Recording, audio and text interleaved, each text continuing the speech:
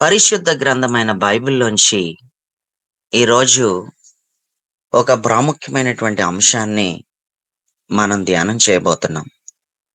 ప్రియులారా, యవనస్తుల సమూహ సహవాసం అనేది యవనస్తుల కోసం ఏర్పాటు చేయబడినటువంటి ఒక గూగుల్ మీట్ ఏదైతే ఉందో, ఆ యవనస్తుల సమూహ సహవాసంలో ప్రాముఖ్యంగా సడెన్‌గా నాకు ఒక పావుగంట, 10 నిమిషాల ముందర నా తలంపుల్లోకి ఒక మాటని పరిశుద్ధాత్ముడు తీసుకొనొచ్చాడు.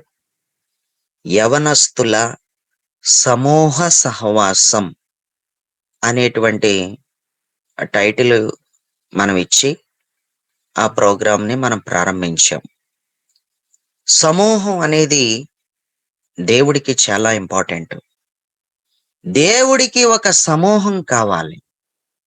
ఈ సమూహాన్ని ఏమనంటారంటే బృందం అని అంటారు.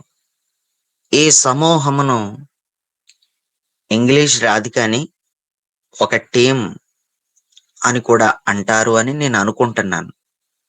ఇంకా చెప్పాలంటే తెలుగులో గుంపు అని అంటారు.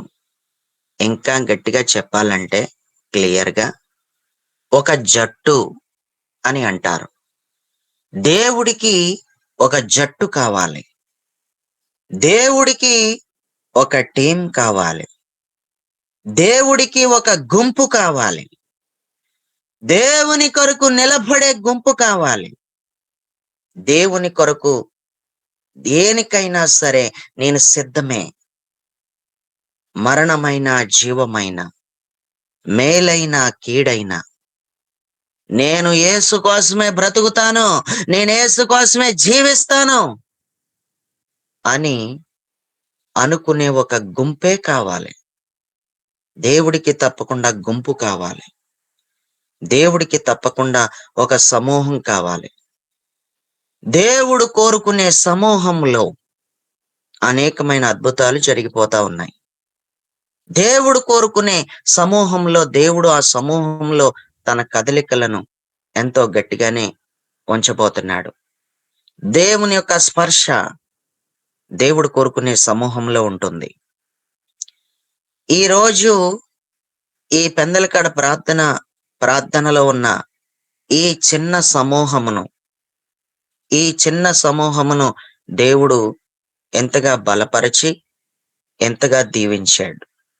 ఈ సమూహములో దేవుడు తన మహాకార్యాలు ఎంతో భీకరంగా జరిగించాలి అని అనుకుంటున్నాడు. ఈ చిన్న సమూహములో దేవుడు తన మహా అద్భుతములను ఎంతో గట్టిగానే జరిగించాలనుకుంటున్నాడు. ఈ జట్టులో దేవుని యొక్క కదలికలు ఉండబోతున్నాయి. ఈ సమూహంలో దేవుని సంకల్పం జరగబోతుంది. ఈ టీంలో ఈ బృందాన్ని దేవుడు ఆశీర్వాదకరంగా మార్చబోతున్నాడు. అయితే దేవుడు కదలికలు ఈ చిన్న సమూహంలో కనపడాలంటే అసలు ఏం చెయ్యాలి? అసలు దేవుని యొక్క కదలికలు, దేవుని చిత్తం ఈ చిన్న సమూహం పట్ల నెరవేర్చబడాలంటే అసలు ఆ సమూహం ఎలా ఉండిన సమూహమై ఉండాలి? దేవుడు కోరుకున్న సమూహమైన మన సమూహం.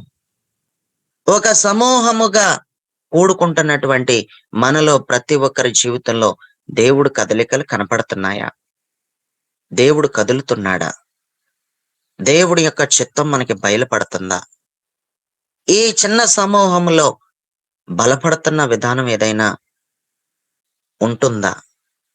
అసలు బలపడుతున్న విధానం, బలపడే కార్యం ఏదైనా జరుగుతుందా? ఈ చిన్న సమూహముతో ప్రతి ఒక్క వ్యక్తికి మనసు కనిపిస్తుందా? దేవుడు నేరుగా నాతో మాట్లాడుతున్నాడని. దేవుడు నేరుగా నాతో ప్రతిదినం మాట్లాడుతున్నాడు.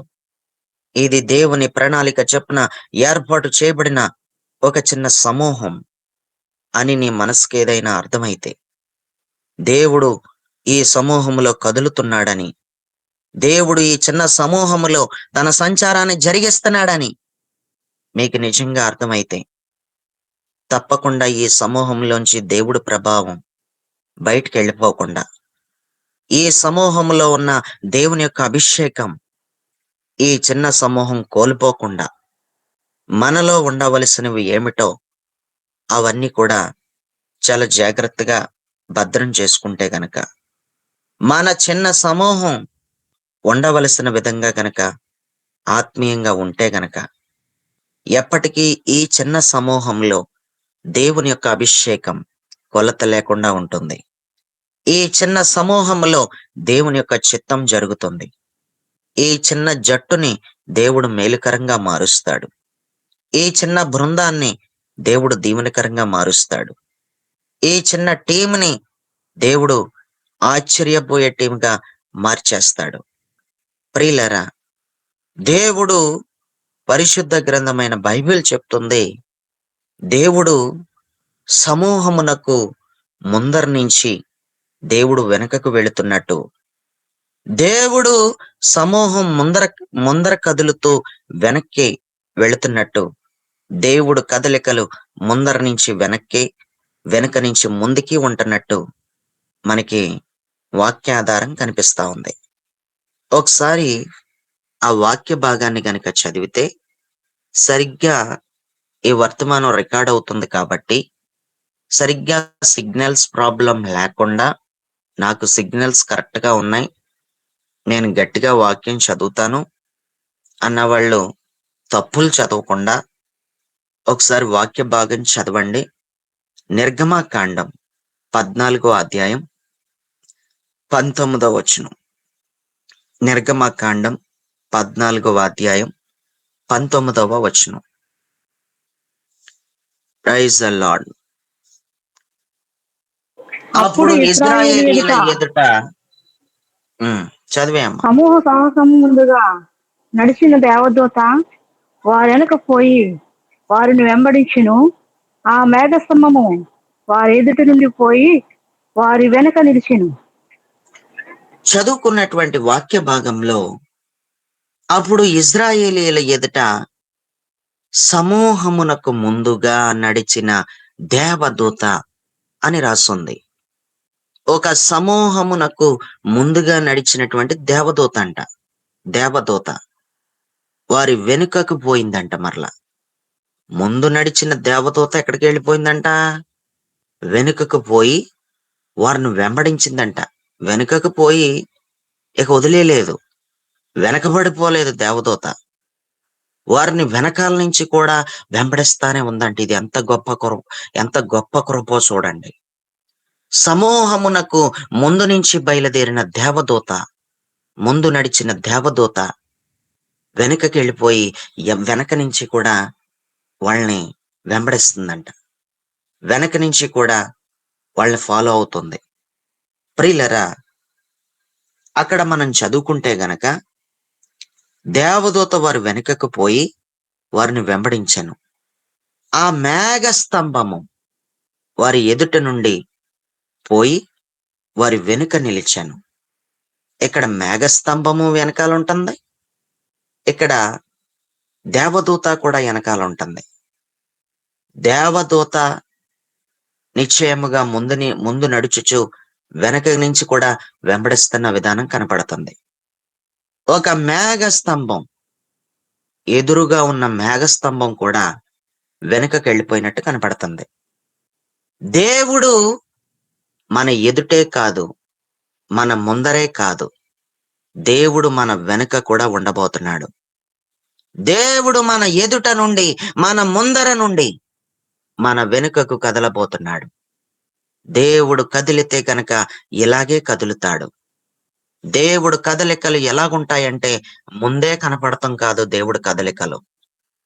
ముందు ముందు మాత్రమే దేవుడు కదలికలు కనపడడం అవి సరైన కదలికలు కాదు.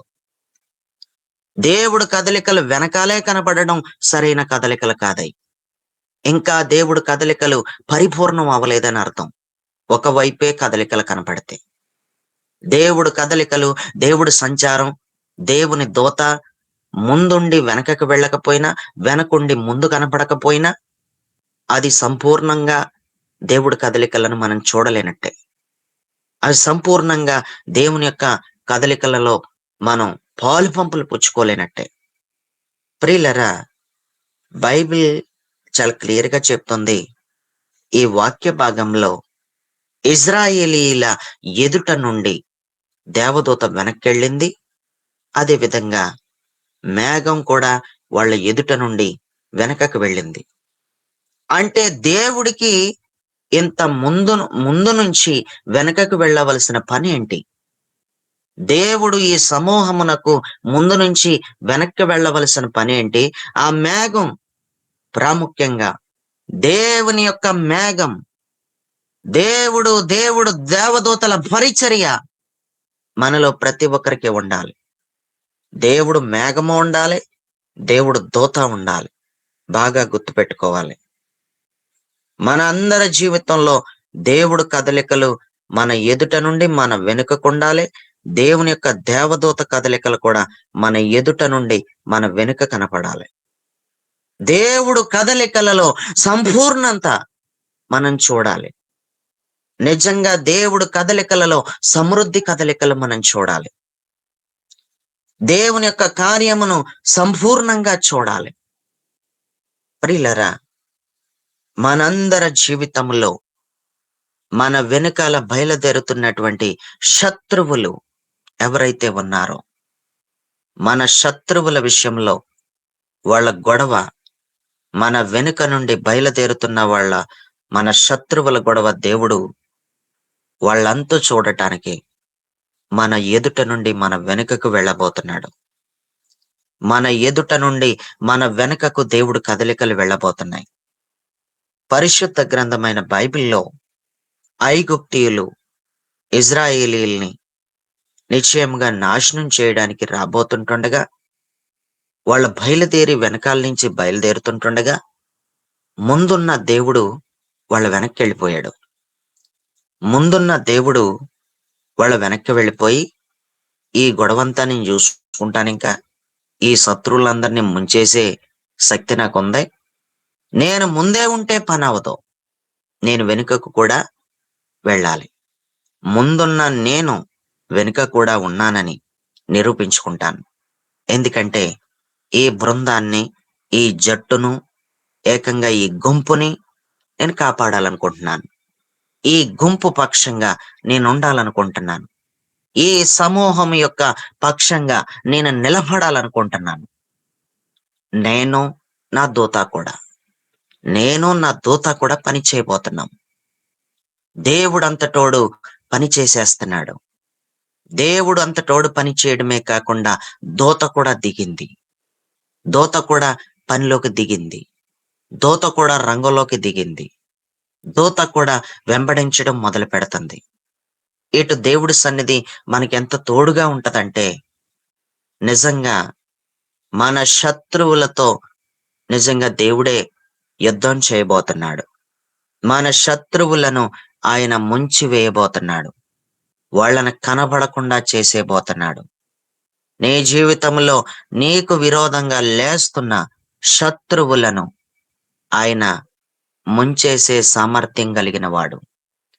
నీ ముందున్న దేవుడే నీ వెనుక వచ్చుచున్న శత్రువులతో ఆయన గట్టిగానే వాళ్ళ గొడవేటో చూడబోతున్నాడు.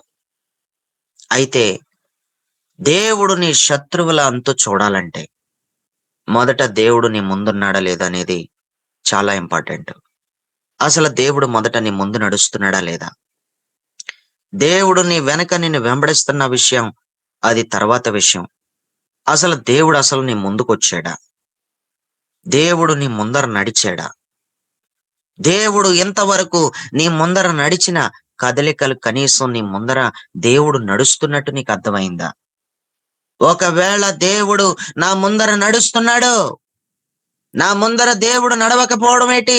ఎన్నో ఏండ్ల నుంచి చూస్తున్నాను, దేవుడు నా ముందర నడుస్తున్నట్టు నాకు అర్థమైంది. దేవుడు కదలికల్ని నేను చూశాను. నా ఎదుట దేవుడే నిలబడుతున్నాడు. నా ఎదుట ప్రభువే నిలబడుతున్నాడు. నిజంగా ఆయన నన్ను చూస్తున్నాడు. నిజంగా ఆయన నాకు తోడుగా ఉన్నాడు. నాకు చాలా స్పష్టంగా అర్థమైపోయింది, నా ముందర దేవుడు నిలబడ్డాడు అని నీ ముందర నిలబడిన దేవుణ్ణి బట్టి, నా ముందర నువ్వు నిలబడ్డావు, చాలు నాకింకా. నా ముందర నిలబడ్డావు, చాలు నాకింకా అని మురిసిపోతున్నావేమో. నీ ముందర నిలబడినోడు నీ ముందర నిలబడిపోతేనే పనవదు. నీ వెనక్కి కూడా వెళ్ళాలి. నీ వెనుక కూడా దేవుడు నిలబడాలి. ప్రియులారా, దేవుడు వెనకుండి ముందర లేకపోయినా, ముందర ఉండి వెనక లేకపోయినా చాలా నష్టం జరుగుతుంది. చాలా కష్టం ఎదురవుతుంది. నువ్వు నిలబడటం కష్టతరం అయిపోతుంది. నువ్వు నిలబడటం అనేది చాలా కష్టమే అయిపోద్ది. నువ్వు యేసు కోసం బ్రతకడం, యేసు కోసం జీవించడం అనేది చాలా కష్టమైపోద్ది.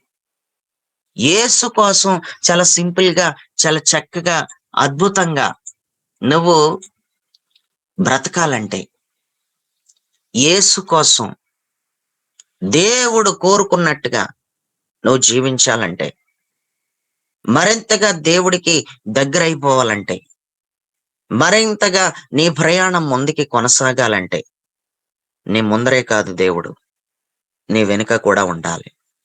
నీ ఎదుటే కాదు మేఘం, నీ వెనుకకు కూడా వెళ్ళి ఆ మేఘం ఆవరించాలి. దేవుడు ఈ సమూహమును దీవించాడు. దేవుడు ఈ సమూహం మీద దృష్టి పెట్టాడు. దేవుని దృష్టి ఏ సమూహం మీద ఉంటుందో, దేవుని యొక్క దృష్టి ఏ గుంపు మీద ఉంటుందో, దేవుని దృష్టి ఏ జట్టు మీద ఉంటుందో, దేవుడు దృష్టి ఉన్న ఆ జట్టు, దేవుని దృష్టిని పొందుకున్న జట్టు ఏదైతే ఉంటుందో, నా పైన ఈ చిన్న మంద మీద, ఈ చిన్న సైన్యం మీద, ఈ చిన్న సమూహం మీద నిజంగా దేవుని దృష్టి ఉంది అని నిజంగా చిన్న సమూహానికి అర్థమైతే గనక, దేవుడు దృష్టి ఏ సమూహం మీద ఉంటుందో ఆ సమూహానికి ముందర నుంచే వెనక్కి వెళతాడు దేవుడు. ముందర నుంచి వెనక్కి వెళుతున్నట్టు ఇక్కడ కనపడుతుంది గాని, వెనకాల నుంచి ముందుకు వస్తున్నట్టు కనపడతలేదు. ముందు నుంచి మాత్రమే వెనక్కి వెళ్ళాలి. దేవుడికి స్తోత్రం. ప్రియులరా, కొన్నిసార్లు ఏవైనా కొన్ని గొడవలు జరుగుతున్నాయనుకో, ఎవడైనా సరే ముందుకొచ్చిన తర్వాతే నీ వెనకాల నేనున్నానురా అంటాడు. ఆ విషయం మనకందరికీ కూడా తెలుసు. ఎవడైనా సరే మన ముందుకొచ్చి, "అరేయ్! దేనికి భయపడుతున్నావు? అలా కాదు, దీనికోసం నేను ఇదవుతున్నాను, దానికోసం ఒరేయ్! నీ వెనకాల నేనున్నాను గదా! నీకెందుకు?" అంటూ ముందుకి రాకుండా, "వెనకాల నేనున్నానురా" అని అనలేడు. ఎప్పుడూ కూడా మన ముందే ఉండాలి దేవుడు. ఎప్పుడూ కూడా మొదట దేవుడు కదలికలు మన ముందు నుంచే ప్రారంభమవ్వాలి. దేవుడు కదలికలు మన ఎదుట నుండే ప్రారంభమవ్వాలి. మన ఎదుట నుండి మన వెనుకకు ఆవరించాలి. మన ఎదుటను ఆవరించినటువంటి మేఘం మన వెనుకకు కూడా దిగి రావాలి. దేవుడికి స్తోత్రం. ఒకసారి అసలు దేవుడు కదలికలు ముందర నుండి వెనుకకు, వెనుక కూడా కనబడాలంటే అసలు ఏం చేత్తే కనపడతాయి? అసలు దేవుని యొక్క కదలికలు ముందర నుండి వెనుకకు వెళ్ళాలంటే, ముందర కనబడుతున్న ఆ మేఘం వెనుకకు వెళ్ళినట్టు ఆ దేవుడు మేఘం మనకి కనపడుతుంది. అసలు దేవుడు మేఘం ముందర నుండి వెనకకెళ్ళాలన్నా, దూత ముందర నుండి వెనకకెళ్ళి మన శత్రువులంతు చూడాలన్నా, అసలు ఎలాగ దేవుడు కదులుతాడు? ముందు నుంచి వెనక్కి ఎలా వెళ్ళగలుగుతాడంటే, దేవుడు దృష్టి పెట్టిన సమూహమై ఉంటేనే, దేవుడు ఆ సమూహానికి ముందర నుండి వెనుకకు వెళతాడు. ఒకటే గుర్తుపెట్టుకో. దేవుడు దృష్టి నీ మీద ఉందా? దేవుడు దృష్టి ఈ సమూహం మీద ఉంటుందా? ఈ చిన్న బృందం మీద, ఈ చిన్న టీము మీద, ఈ చిన్న గుంపు మీద, ఈ చిన్న జట్టు మీద దేవుడు దృష్టి ఉందా? దేవుడు దృష్టి ఏ సమూహం మీద ఉంటుందో, దేవుని దృష్టి ఏ జట్టు మీద అయితే ఉంటుందో, ఆ జట్టు విషయంలో దేవుడు పూర్తి బాధ్యతలు వహిస్తాడు. అంటే ముందేం జరగాలో ముందు గొడవ కూడా చూసుకుంటాడు. వెనకేం చెయ్యాలో వెనక గొడవ కూడా చూసుకుంటాడు. దేవుడే దిగొస్తాడు. అవసరమైతే దూతలు కూడా పనిచేస్తాయి. దూతలు దిగొచ్చి మనకి పరిచారము చేస్తాయి. దూతల పరిచర్య ఎప్పుడూ మనకుంటది. దేవుడు దృష్టి పెట్టిన సమూహమే అయితే, దేవుడు దృష్టి పెట్టిన సమూహంలో నువ్వు స్థిరపడి ఉంటే, దేవుడు దృష్టి పెట్టినటువంటి సమూహంలో నువ్వు నిమగ్నంగా ఉంటే, నమ్మకంగా ఉంటే, దేవుడు నీ జీవితంలో ఎప్పుడు నిన్ను కనిపెట్టుకుంటూనే ఉంటాడు. దేవుడు ఎప్పుడు నిన్ను కనిపెట్టుకుంటూనే ఉంటాడు. నీ దూత ఎప్పటికప్పుడు నీ జీవితంలో నీకివ్వబడిన దూత పరిచర్య ఎప్పుడు కూడా దూత గేట్‌లో నిలబడే ఉంటాడు. ఎప్పుడు అడుగు పెడతావా? ఎప్పుడు నీ వెనకాల నుంచి నిన్ను వెంబడించాలా? నీ ఎదుట నుండి నీ వెనుకకు వెళుతున్న దూత పరిచర్య, అలాంటి గొప్ప అద్భుతం, అలాంటి గొప్ప కార్యం సత్యదేవుని మహిమ మినిస్ట్రీస్‌లో ఉన్న గుంపుకి, జట్టుకి, ఈ టీమ్‌కి, ఈ సమూహానికి, ఈ సైన్యానికి దేవుడు అలాంటి కృపనివ్వబోతున్నాడు. దేవుడు అలాంటి గొప్ప కృపని ఇవ్వబోతున్నాడు. దాన్ని నువ్వు పొందుకోబోతున్నావు. దేవుడికి స్తోత్రం. నీ ముందు నుండి నీ వెనుకకు దేవుడు కదలడం నువ్వు చూడబోతున్నావు. నేను పరిశుద్ధాత్మ చేత ప్రవచిస్తున్నాను. నీ పాదం గేట్ బయట పెడుతున్న వెనువెంటనే దూత నిన్ను వెంబడించబోతున్నాడు. ఎందుకు అంటే దేవుడు దృష్టి పెట్టే సమూహంలో నువ్వు చేర్చబడ్డావు. దేవుడు దృష్టి ఏ మినిస్ట్రీ మీద అయితే ఉందో ఆ మినిస్ట్రీలో నువ్వు జాయిన్ అయిపోయావు. దేవుడు దృష్టి ఏ చిన్న గుంపు మీద అయితే ఉందో ఆ గుంపులో నువ్వు చేర్చబడ్డావు. దేవుని దృష్టి ఏ చిన్న జట్టు మీద అయితే ఉందో ఆ జట్టులో నువ్వు కూడా ఉన్నావు. అందుకే నీ పాదం బయట పెట్టడం చాలు ఒక దూత నిన్ను వెంబడిస్తూనే ఉంటుంది. దేవుడు దూత నిన్ను వెంబడిస్తుంటే అసలు నిన్ను దూత ఎందుకు వెంబడిస్తుందంటే నువ్వు ఒక సమూహంలో ఉన్నావు. సత్య దేవుని మహిమ మినిస్ట్రీస్ అనే సమూహంలో నువ్వు ఉన్నావు. ఈ మినిస్ట్రీకి సంబంధించినటువంటి సభ్యురాలివి నువ్వు. ఈ మినిస్ట్రీకి సంబంధించిన సభ్యుడివి నువ్వు. ఈ మినిస్ట్రీకి చెందిన వ్యక్తివి నువ్వు. నువ్వు నమ్మకమైన వాడివి. నువ్వు నమ్మకమైన దానివి. అందుకే నువ్వు ప్రతి నెల ₹200 సభ్యత్వం కూడా కడుతున్నావు నువ్వు. నువ్వు చాలా నమ్మకస్తుడివి నువ్వు. నువ్వు చాలా నమ్మకమైన వ్యక్తివి నువ్వు. ఈ మినిస్ట్రీతో నాకు సంబంధం ఉంది అంటూ ఈ సత్యదేవుని మహిమ మినిస్ట్రీలో ఉన్న ఈ సమూహము దేవుడు దృష్టి పెట్టిన సమూహం ఇది.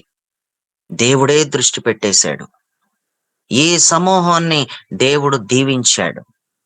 ఈ చిన్న సమూహమును దేవుడు దీవించాడు కాబట్టే సేవకులు రేపబడ్డారు. మేము కూడా ప్రార్థనలు పెట్టాలని. ఈ చిన్న సమూహమును దేవుడు దీవించాడు కాబట్టే ఎన్నో కుటుంబాలు కట్టబడ్డాయి. ఈ చిన్న సమూహం మీద దేవుని దృష్టి ఉంది కాబట్టే ఆత్మీయమైన ఆహారం ప్రజలకి దొరుకుతుంది. ఆత్మీయమైన ఆహారం ప్రజలకు అందుతుంది. దేవుడు దృష్టి పెట్టని, దేవుడు దృష్టి లేకుండా ఉండే సమూహాలు కూడా ఎన్నో ఉన్నాయి. ఎన్నెన్నో సమూహాలున్నాయి. ఎన్నెన్నో మినిస్ట్రీలున్నాయి. ఎంతో మంది బహుజన సమూహములే ఉన్నారు. కానీ దేవుడు కదలికలు లేవు. దేవుని యొక్క ఆలోచనలు ఆ టీంలో లేవు. ఆ జట్టులో లేవు. అసలు ఎందుకు లేవో తెలుసా? మొట్టమొదటగా దేవుడు దృష్టి పెట్టే ఒక అద్భుతమైనటువంటి ప్రార్థనా జీవితం అక్కడున్న ఆ సమూహంలో లేదు కాబట్టి. దేవుడు కోరుకున్న క్రియలు అక్కడ ఆ సమూహంలో లేవు కాబట్టి. దేవుని దృష్టి ఆ సమూహం మీద లేకపోవడం వలన దేవుడు ఆ సమూహం వెనుకకు కాదు కదా, అసలు మొదట ముందు కూడా లేడు. వెనుకకు వెళ్ళాలంటే ముందు లేకుండా వెనకకు వెళ్ళలేడు. ఎదుట లేకుండా మేఘం వెనకకు వెళ్ళలేదు. మొదట ఒక సమూహానికి ఎదుట కనపడవలసినటువంటి మేఘం అసలు ఎదుటే కనబడతలేదు. అసలు ఒక వ్యక్తి యొక్క ఎదుట ఏమాత్రం కూడా దూత కదలికలు కనపడతలేదు. మేఘ కదలికలు కనపడతలేదు. మరింక వెనకకి ఏం వెళ్తాడు? ఎదరే కనపడకపోతే, ముందరే కనపడకపోతే ఇక వెనకకి ఏం వెళ్తాడు? బాగా ఆలోచించవలసిన విషయమే ఇది. అసలు ఈ సమూహమునకు ముందుగా నడిచిన దేవదూత అంటూ రాసి, వారి వెనుకకు పోయి వారిని వెంబడించేస్తుంది. దూత వెంబడించేస్తుందో ఎంత ఆశ్చర్యమో! వాళ్ళ ఎదుట ఉన్న మేఘం వెనక్కెళ్ళిపోవడం ఏటి? వాళ్ళ ఎదుటున్న మేఘం వెనక్కెళ్ళిపోవడం ఏటి? ఇదెంత ఆశ్చర్యమో! ఎంత దృష్టి పెడితే ఈ సమూహం మీద ముందర నుంచి వెనక్కెళ్ళిపోయాడు దేవుడు? ముందర నుంచి వెనకకి కదులుతున్నాడు దేవుడు? ఎంత ప్రణాళికుంటే ఈ సమూహం మీద దేవుడు వాళ్ళ ముందర నుంచి వెనకకు కదులుతున్నాడు? ఈ సమూహం మీద ఎంత దృష్టి ఉందో దేవుడికి? ఈ సమూహమును గురించి దేవుడికి ఎంత ఆలోచన ఉందే? ఈ సమూహం మీద దేవుడికుండే బాధ్యత ఇంత అంత బాధ్యత కాదు. ఎంత బాధ్యత తీసుకున్నాడో? ఈ సమూహం బయటికి రావటానికి, ఈ సమూహాన్ని బయటికి తీసుకురావటానికి ప్రియులరా, నిజంగా దేవుడి దృష్టి ఎంత గట్టిగా ఉంది? నిర్గమకాండం 12వ అధ్యాయం 51వ వచనం. నిర్గమ 12:51. యెహోవా యెహోవా ఇశ్రాయేలీయులను ఇశ్రాయేలీయులను వారి వారి సమూహముల చొప్పున ఆనాడే ఐగుప్తు దేశములో నుండి వెలుపలికి రప్పించెను. యెహోవా ఇశ్రాయేలీయులను వారి వారి సమూహముల చొప్పున. మన వాక్యాంశం సమూహం. మన వాక్యాంశం సమూహం. కాబట్టి చాలా చాలా జాగ్రత్తగా వాక్యాన్ని వినాలి. దేవుడు ఇశ్రాయేలీయులను వారి వారి సమూహముల చొప్పున ఆనాడే ఐగుప్తు దేశంలో నుండి వెలుపలికి రప్పించాను. బయటకి రప్పించాలనుకున్నాడు ఈ సమూహాన్ని. ఈ సమూహానికి ఒక గొప్ప విడుదలను కలిగించాలనుకున్నాడు. ఈ సమూహాన్ని బయటకి తీసుకుని వచ్చే ముందర చాలా భయంకరమైన అద్భుతాలు చేసేసాడు. భయంకరమైన అద్భుతాలు చేసేసాడు. బీభత్సమైన అద్భుతాలు చేసేసాడు. కళ్ళతో ఎన్ని అద్భుతాలు చూసేశారు. దేవుని యొక్క శక్తి ఏటో చూసేశారు. దేవుడు తన అద్భుతాలని ఎవరికి కనపరుస్తున్నాడంటే, ఆయన దృష్టి ఏ సమూహం మీద అయితే పెట్టుకున్నాడో, దేవుడు ఏ సమూహం మీద అయితే ఆశ పెట్టుకున్నాడో, ఏ సమూహం దేవుడు కావాలని కోరుకున్నాడో, ఆ సమూహం విషయంలో ప్రియులరా, దేవుడు పెట్టుకున్నటువంటి ఆశలు అన్ని ఆశలు కాదు. ఆయన ఏ సమూహం కావాలని కోరుకున్నాడో ఆ సమూహానికి ఎన్నో అద్భుతాలు చేసి పెడుతున్నాడు. ఆయనను ఆ సమూహం మరింత గట్టిగా హత్తుకోవడం కోసం, ఆ సమూహం ఆయనలో మరింత గట్టిగా మిళితమైపోవడం కోసం ఎన్నెన్నో అద్భుతాలు చేసేస్తున్నాడు. ఐగుప్తు దేశంలో ఎన్నో భీకరమైన కార్యములు చేసే ఆ సమూహమును బయటికి రప్పించాడు. ఆ సమూహము బయటికి నిశ్చయముగా దేవుని ప్రణాళిక చేత బయటికి రావటం మనం చూస్తాం. దేవుడు ఆ సమూహమును అంతగా దీవించాడు. విడుదల ఇవ్వాలనుకున్నాడు ఆ సమూహానికి. ఈ రోజు ప్రతి ఒక్క వ్యక్తి జీవితంలో దేవుడు దృష్టి ఏ సమూహం మీద అయితే ఉంటుందో ఆ సమూహంలో ఉన్న ప్రతి ఒక్క వ్యక్తికి విడుదలే కలగబోతుంది. నువ్వు భయపడవలసిన పని లేదు. నువ్వు దేనిలో బంధించబడిపోయినా సరే, నిన్ను దేవుడు దృష్టి పెట్టిన సమూహంలోనే నువ్వు ఉన్నావు. దేవుడు దృష్టి ఉన్న మినిస్ట్రీలోనే నువ్వు కొనసాగుతున్నావు. అలాంటప్పుడు దేవుడు ఈ మినిస్ట్రీ ఎదుట నుండి ఈ మినిస్ట్రీ వెనుకకు, దేవుడు ఈ సమూహం ముందర నుండి ఈ సమూహానికి వెనుకకు, ముందర భాగంలోను వెనుక భాగంలోను దేవుడు కదలికలు, అది దూతల రూపంలో కానీ, మేఘ రూపంలో కానీ, మేఘం యొక్క రూపంలో నువ్వు తప్పకుండా చూడబోతున్నావు. దేవుడు విడిపించాలనుకుంటున్నాడు. దేవుడు నిన్ను విడిపించాలంటే దేవుడు దృష్టి పెట్టిన సమూహం అయి ఉంటేనే నీకు విడుదల కలుగుతుంది.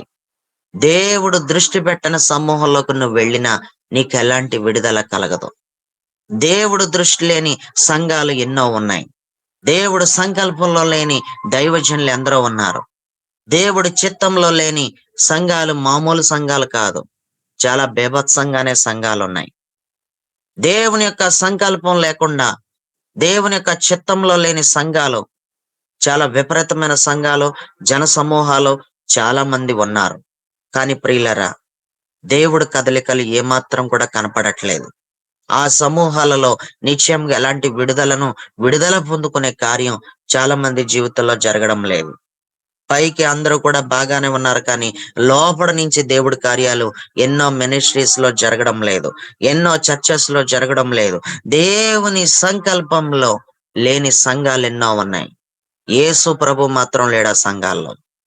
యేసు ప్రభు మాత్రం కనపడడం లేదు. చూడటానికి ఎంతమంది సమూహం వచ్చేస్తున్నారో, ఈ చర్చికి ఎంతమంది జనం వచ్చేస్తారండి బాబు, చాలా మంది జనం వచ్చేస్తారు అని జనాలను చూసి నువ్వేదేదో ఫీలింగ్స్ పెట్టేసుకుంటావు. నీకు తెలియని సీక్రెట్ చెప్తున్నాను. అసలు నువ్వు జనాలను చూస్తున్నావు. నువ్వు నువ్వు మనుషుల్నే చూస్తున్నావు. అసలు దేవుడున్నాడా లేదా అందులో అనేది నువ్వు ఎప్పుడైనా ఆలోచించావా? వాళ్ళ ఎదుట నుండి వాళ్ళ వెనుకకు కదులుతున్న దూతల పరిచర్యను చూసావా? వాళ్ళ ఎదుట కనపడుతున్న మేఘం వెనుకకు కూడా వెళ్ళి ఆవరించినట్టు నువ్వెప్పుడైనా చూసావా? నీకేం కనపడింది? నీకు మేఘము కనపడలేదు. నీకు ఒక దూత కనపడలేదు. దూత పరిచర్యని నువ్వు చూడలేదు. అలాంటప్పుడు ఆ సమూహం మీద దేవుని దృష్టి ఉందని నువ్వెలా చెప్పగలవు? దేవుని దృష్టి లేని సంఘాలు ఎన్నో కొనసాగుతున్నాయి. అవి కొనసాగుతాయి కూడా. అవే బాగుంటాయి. అందులోనే చాలా విపరీతమైన జనాంగాలే ఉంటారు. దేవుడి దృష్టి ఉన్న సంఘంలో చాలా తక్కువ మంది ఉంటారు. దేవుని దృష్టిలో ఉన్న ఏ సంఘమైనా సరే డెవలప్ అవటం చాలా కష్టం. దేవుడి సంకల్పంలో ఉన్న పరిచర్య ఎదగడం అనేది అంత త్వరగా జరగదు. కానీ చాలా మందికి తెలియదు ఈ విషయం. ఇది చాలా మందికి తెలియని సీక్రెట్ ఇది. అభివృద్ధి కనపడలేని సంఘం విషయంలో మనం బాగా గమనిస్తే ఖచ్చితమైన బోధ, ఖచ్చితమైన విధానం, ఉన్నది ఉన్నట్టుగా చెప్పుకుంటూ వచ్చే బోధా క్రమంలో నడుస్తున్న ఏ సంఘమైనా సరే, దేవుడు కదలికలో ఉన్నటువంటి ఆ చిన్న సమూహం పెద్ద సమూహం అవ్వాలంటే కొన్ని ఏండ్లు పడుతుంది. కొన్ని ఏండ్లే పడుతుంది. అంత చిన్నగా అది డెవలప్ అవ్వదు. అది 6 నెలల్లో సేవ డెవలప్ అయిపోవడం ఏంటి? 3 నెలల్లో సేవ డెవలప్ అయిపోవడం ఏంటి? నిన్నగాక మొన్న సేవకొచ్చి మందిరం కట్టేయడం ఏంటి? నిన్నగాక మొన్న సేవకొచ్చి అసలు జనాంగాలు ఓ పొలోమని వచ్చేయడం ఏంటి? అసలు నీవు నిజంగానే సొంత ఆత్మలైన వాళ్ళు, నిజంగా నువ్వు రక్షించిన ఆత్మలైనా, అన్యజనులలో ఉన్న వ్యక్తులనైనా నువ్వు ప్రభు తట్టు తిప్పింది? ఆ సంఘానికి వెళ్ళే వాళ్ళని, ఈ సంఘానికి వెళ్ళే వాళ్ళని దోచుకున్నావా? ఆ చర్చర్స్కి వెళ్ళే వాళ్ళని, ఈ చర్చర్స్కి వెళ్ళే వాళ్ళని చెడగొడుతున్నావా? అసలు నీకు అప్పగించబడిన ఆత్మలేనా? అసలు దేవుడు ఆ మనుషుల్ని నీకు అప్పగించాడా? నీకు వేరే చర్చెస్‌కి వెళ్ళే వాళ్ళ దగ్గర నీకు పనేంటి? వేరే చర్చెస్‌కి వెళ్ళే వాళ్ళతో నీకు సంబంధం ఏంటి? వేరే చర్చెస్‌కెళ్ళే వాళ్ళు బాప్తిసం పొందుకున్నారు, ఒక ఆత్మీయ నాయకుడిని కలిగి ఉన్నారు, లేదా ఒక సంఘానికి కాపరిగా ఉన్న దైవజనుడిని కలిగి ఉన్నారు. అలాంటప్పుడు నీకు పనేంటి? వాళ్ళని సెపరేట్‌గా పిలిచి నువ్వు సంఘం స్టార్ట్ చేయడం ఏంటి? అది సేవ ఎలాగవుతుంది? అది దేవుని కదలికలు ఎలాగవుతాయి? అది దేవుని సంకల్పంలో ఉన్న సమూహం ఎలాగవుతది? దేవుని దృష్టి ఒక సమూహం మీద నుండి ఎందుకు తొలగిపోతుందంటే ఇదే లోపం కనపడుతుంది. కష్టపడి సంపాదించడం అనేది లేదు.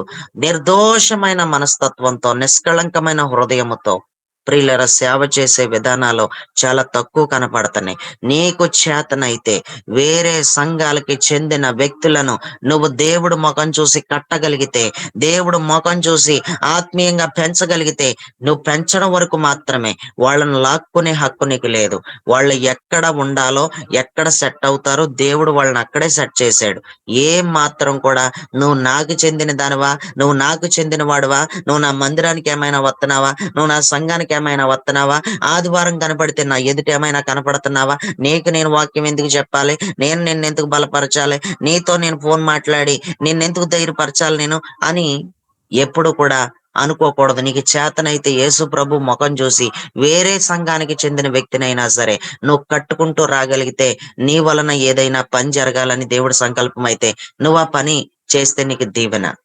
నువ్వు మాత్రం ఎప్పుడు కూడా దేవుడు దృష్టి తొలగిపోయేలాగైతే సేవ చేయకూడదు. దేవుడి దృష్టి నీ మీద నిలిచి ఉండే సేవ చెయ్యాలి. దేవుడి దృష్టి నీ మీద నిలిచి ఉండే విధంగా ఒక విశ్వాసి నిలబడాలి. దేవుని దృష్టి ఒక విశ్వాసి జీవితంలో డెవలప్ అయ్యే విధంగానే ఉండాలి. ప్రతి విశ్వాసులు ఇప్పుడు ఎలా తయారయ్యారంటే, విశ్వాసులు కూడా మా గుడిలో భోజనాలు ఎడుతున్నారు, మీ గుడిలో భోజనాలు ఉండవు, మా గుడిలోకి వచ్చేయచ్చు కదా, ఇలా సాగ తీసుకుని మా గుడిలోకి వచ్చేయచ్చు కదా, మీ పాస్టర్ గారు భోజనాలు ఎట్టడు, మీ పాస్టర్ గారు భోజనాలు ఎట్టడు, మాకు ప్రతి వారం భోజనాలే. భోజన ప్రియులు వీళ్ళు, భోజన ప్రియులు. మా గుడిలో భోజనాలు ఎట్టేస్తారు, ప్రతి వారం భోజనాలే. తిండికి వెళ్ళిపోయే బ్యాచ్ కొంతమంది ఉంటారు. తిండి కేవలం భోజనాలు కావాలి వాళ్ళకి.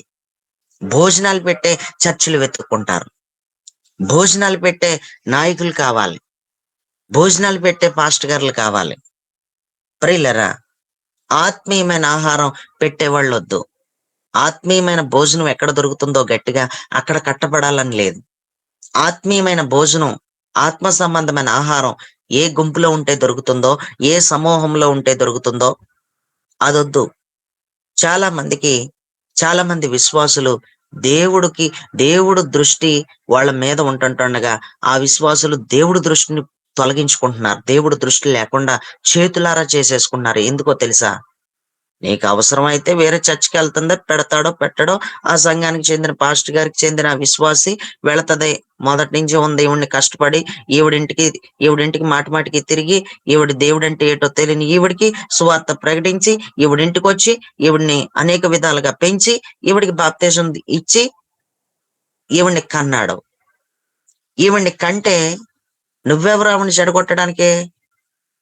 అంటే ఇంతవరకు ప్రయాసపడ్డ ప్రయాసంతా కూడా ఊరకనే పోయిందా? ఎలా లాక్కెళ్ళిపోతావు నువ్వు? అంటే దేవుడి దృష్టి నీ మీద నుండి స్థిరపడిపోద్ది అనుకుంటున్నావా? దేవుడి దృష్టి ఇలాంటి పనులు చేయడం వల్ల దేవుడి దృష్టి తొలగిపోద్ది అనుకుంటున్నావా? అసలు నువ్వు ఏ సమూహంలో ఉన్నావు? అసలు ఏ సమూహంలో ఉన్న వ్యక్తులైనా నేను చెప్తున్నాను, ఒక సమూహం మీద దేవుడి దృష్టి లేకపోవడానికి కారణం ఆ సమూహంలో ఉన్న లోపం ఏంటంటే, ఆ సమూహంలో ఉన్న వాళ్ళు మా సమూహంలోకి వచ్చేయచ్చు కదా, ఆ సమూహంలో ఎన్నాళ్ళు ఉంటావు, మా దాంట్లోకి వచ్చేయచ్చు కదా, మా సమూహంలో భోజనాలు ఉంటున్నాయి, మా సమూహంలో ఇది ఉంటుంది, మా సమూహంలో ఏమాత్రం ఎలాంటి ఇబ్బందులు ఉండవు, మా సమూహంలో ఎలాంటి సభ్యత్వాలు ఉండవు, మరి ఈ సమూహంలోకి వచ్చేయచ్చు కదా, ఆ సమూహంలో ఎందుకంట అని ఎంతో మంది ప్రియులరా, దేవుడు దృష్టిని కోల్పోయిన సమూహాలలోంచి కొంతమంది ప్రజలు దేవుడు దృష్టి ఉన్న సమూహాన్ని చెడగొట్టడానికి చూస్తా ఉంటారు. దేవుని దృష్టి లేని సమూహంలో నుంచి కొంతమంది బయలుదేరతారు, చీడ పురుగులాగా బయలుదేరతారు. ఈ రోజు నేను చాలా యథార్థంగానే సేవ చేస్తాను. ఎవ్వరి సేవని పాడు చేసే దైవజనుని కాదు నేను. పాడైపోతున్న సంఘాలని ఇంకా బలపరచాలనుకుంటున్న దైవజనుని నేను. నేను ఏ ఒక్క వ్యక్తినైనా సరే దేవుడు ముఖం చూసి కట్టాలనుకుంటున్న దైవజనుని నేను. నేను ఏ మాత్రం ఎవరిని కూడా ఏ విధంగా కూడా ప్రియులరా లాగేసుకునే బుద్ధి మైండ్ సెట్ నాది కాదు. నన్ను దేవుడు ఎక్కడ ఉంచాడో, ఎంతవరకు ఉంచాడో, ఏ పరిధిలో ఉంచాడో అంతవరకే పనిచేస్తాను. ఇంకెక్కువ చేయను నేను.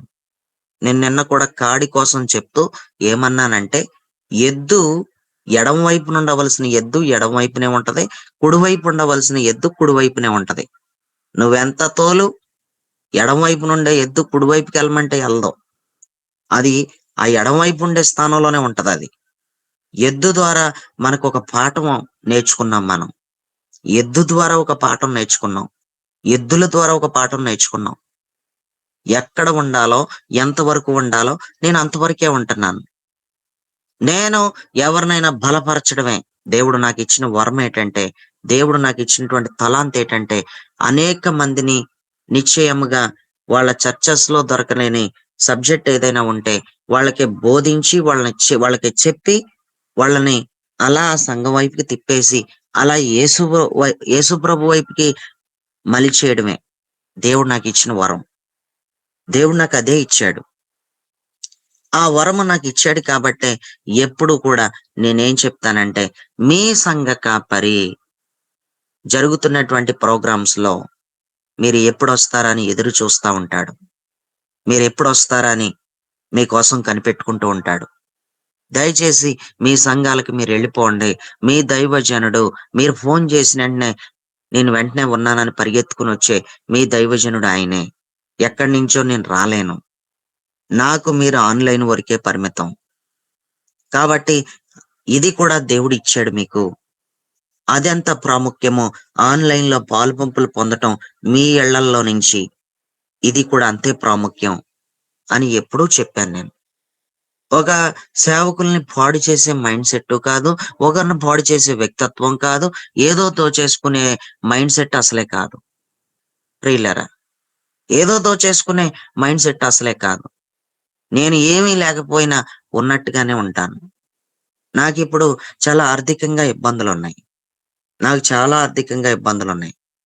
నాకు డబ్బులు చాలా అవసరం. కానీ డబ్బులు లేని వ్యక్తిలాగా మాట్లాడను. డబ్బులున్న వ్యక్తిలాగా మాట్లాడతాను. కానీ నాకు చాలా అవసరం. చెబితే నమ్మరు. నా పర్సులో రూపాయి లేదు. నా పర్సులో రూపాయి లేదు. ఖాళీగా ఉంది.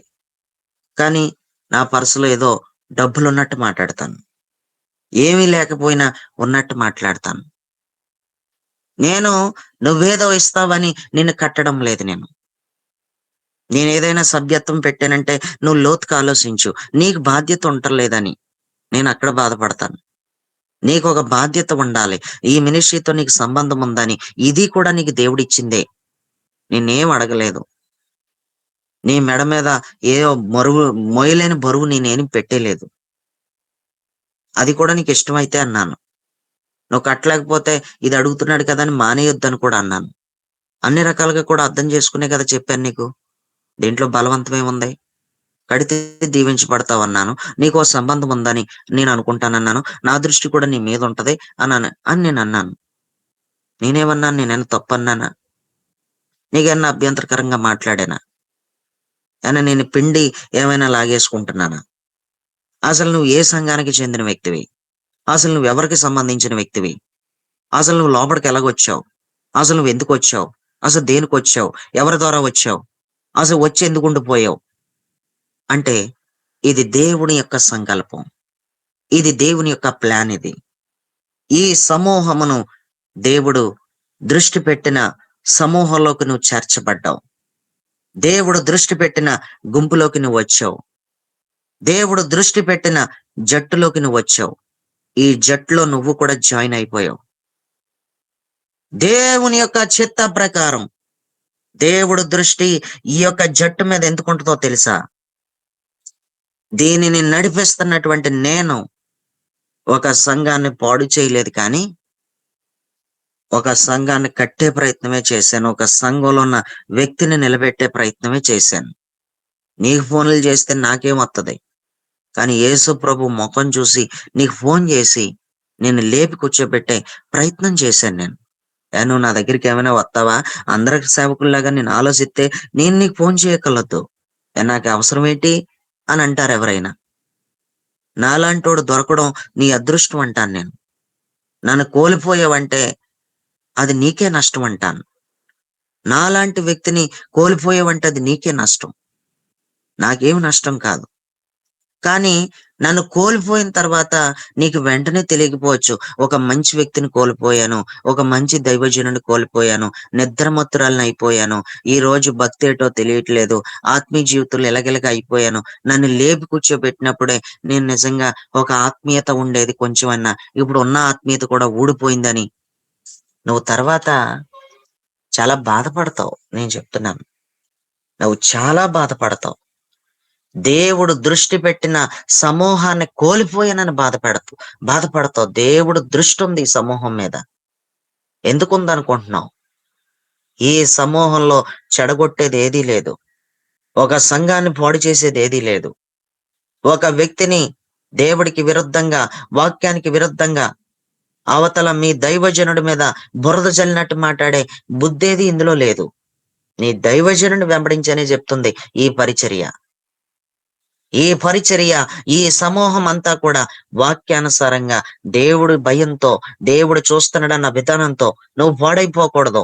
నువ్వు వెంబడిస్తున్న దైవజనుడు పాడైపోకూడదు. నిన్ను బట్టి ఆ దైవజనుడు దుఃఖపడకూడదు, బాధపడకూడదు. కానీ అందులో నువ్వు ఖచ్చితంగా నీ దైవజనుడితో నువ్వు ఉండాలనే బోధిస్తున్న పరిచర్య ఇది.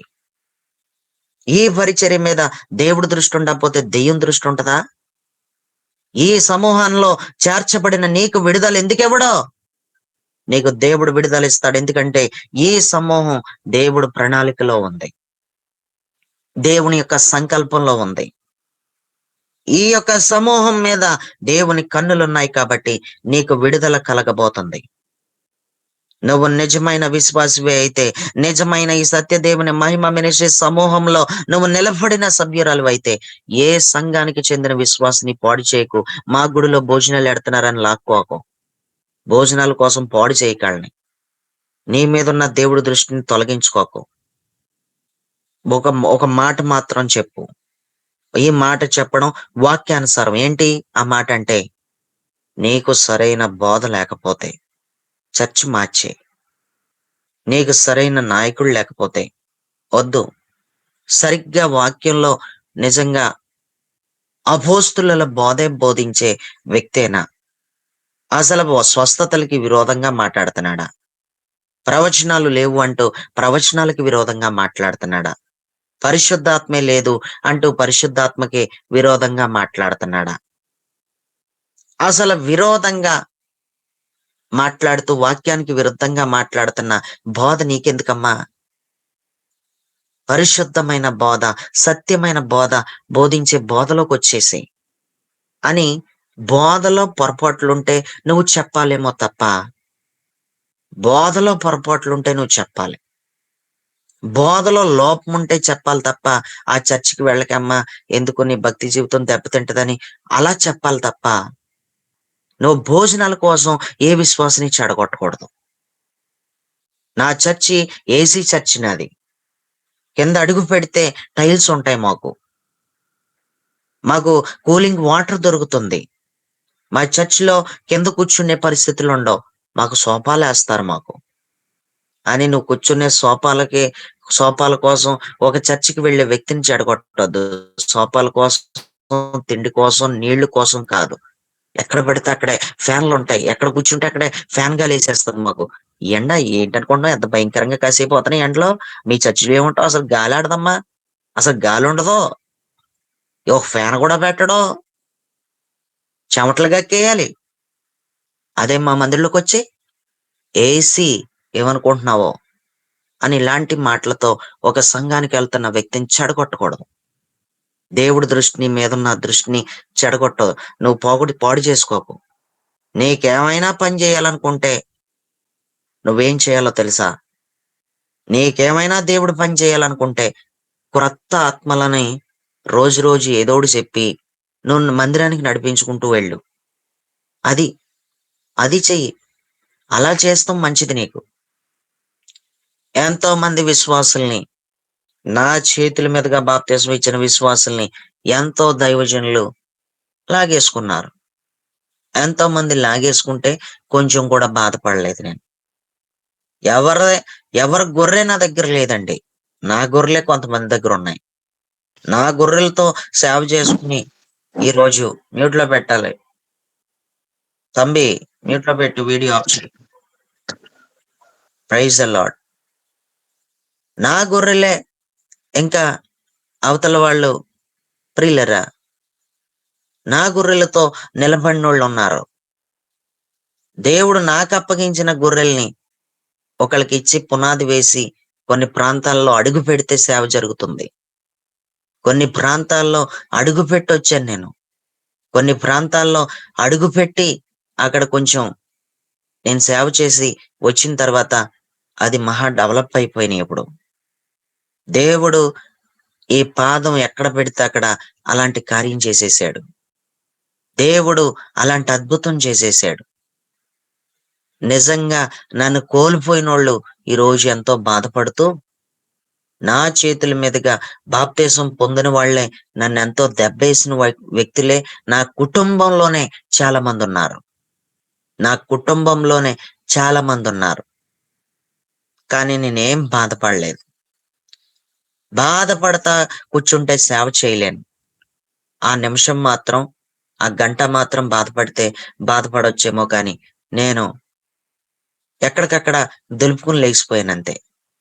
నేనేం పట్టించుకోలేదు. నేను ఎవరిని పాడు చేయలేదు. ఎవరిని లాక్కోలేదు. నేనలా నిలబడ్డాను కాబట్టే దేవుడు దృష్టి నా మీద ఎంతో ఉంది. దేవుడు నన్ను ఎంత కాపాడుతున్నాడో, దేవుడు నాకు ఎంత శక్తినిస్తున్నాడో, దేవుడు నాకు ఎంత తోడుగా ఉంటున్నాడో, దేవుడు సన్నిధి నన్ను ఎంత బలంగా ఆవరిస్తుందో, దేవుడు నాకు ఏ అన్యాయం చేయలేదు. దేవుడు నాకు ఎప్పుడూ కూడా ఏది లోటు చేయలేదు.